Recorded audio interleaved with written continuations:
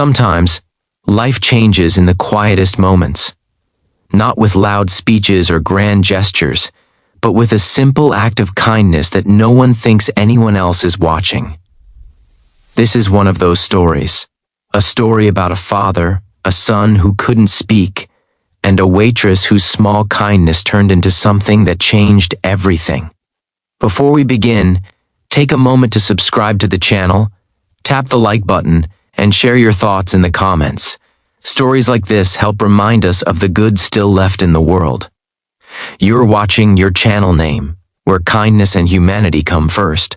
Ethan Carter was known as a successful man. In business magazines, he was called a self-made millionaire. Investors respected him, competitors feared him. On the outside, his life looked perfect. But behind closed doors, Ethan was just a tired single dad doing his best. His wife had passed away 5 years earlier, leaving him alone with their son Noah. Noah was 7 years old and nonverbal.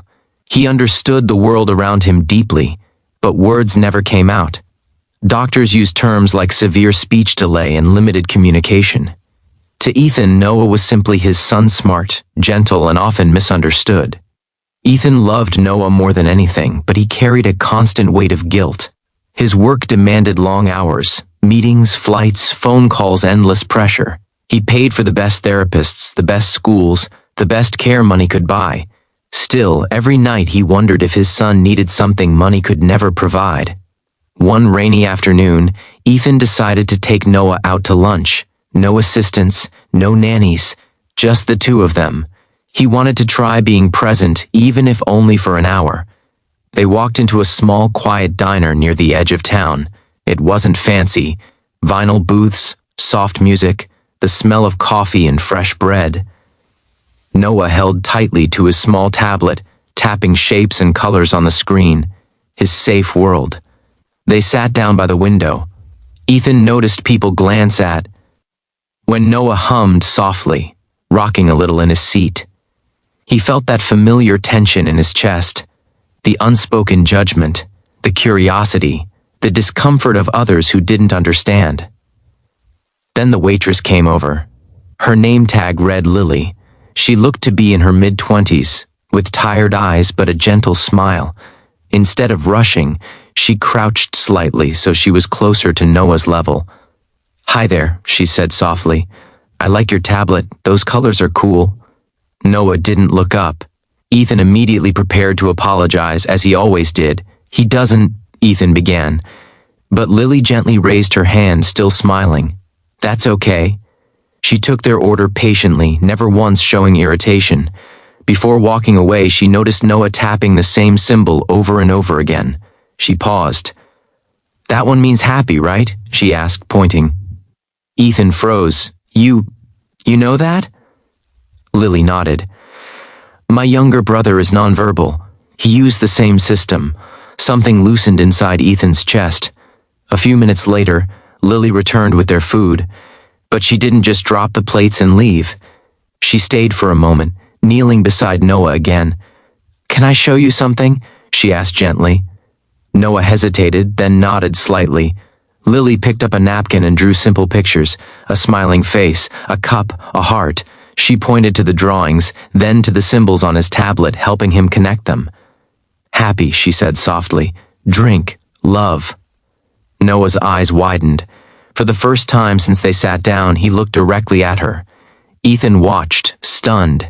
His son was engaged, calm, focused in a way he rarely saw outside therapy sessions.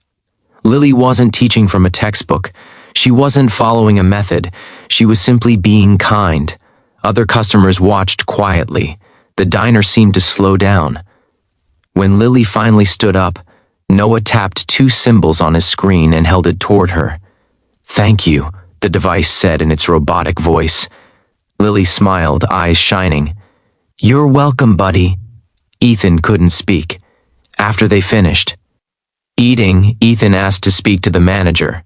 Lily looked nervous, thinking she might be in trouble. Instead, Ethan handed over a tip so large, the manager stared at it in disbelief. "That waitress," Ethan said, his voice unsteady. Just did more for my son in 10 minutes than most people do in a lifetime. But the story didn't end there. Over the next few weeks, Ethan found excuses to visit that diner. Always at Lily's shift, always with Noah. Lily never asked for anything. She never treated Noah like a burden or a problem. She talked to him like he mattered. Ethan eventually learned Lily was studying part-time to become a special education teacher. She worked long hours to pay tuition. Her brother had inspired her to help kids like him one afternoon. As Noah laughed silently at one of Lily's silly drawings, Ethan realized something painful. His son didn't just need the best money could buy. He needed connection. He needed people who saw him. That night, Ethan made a decision. He invited Lily to coffee, not as a waitress, but as a person. He asked her about her dreams, her struggles, her life. Then he did something that shocked her. Ethan offered to fully fund Lily's education. Tuition, books, everything. No contracts, no expectations. "I don't want recognition," he said. "I just want more people like you in the world." Lily cried. Months passed. Noah began making real progress. Not miracles, not overnight changes, but steady, meaningful growth. He smiled more. He engaged more. He trusted the world a little more. Lily graduated at the top of her class. Ethan quietly started a foundation in his late wife's name, dedicated to supporting nonverbal children and training compassionate educators. Lily became one of its first teachers. Years later, at a small school funded by the foundation, Noah stood on a stage with a tablet in his hands. The room was full, parents, teachers, children. He tapped a sentence carefully. "Kindness gave me a voice." Ethan cried openly. Lily stood in the back, hands over her mouth. And in that moment, everyone understood something powerful. Kindness doesn't need permission. It doesn't need money. It doesn't need attention. Sometimes it just needs someone willing to kneel down, look another human being in the eye, and say, "I see you." If this story moved you, let it remind you that your smallest act of kindness could be the moment that changes someone's entire life.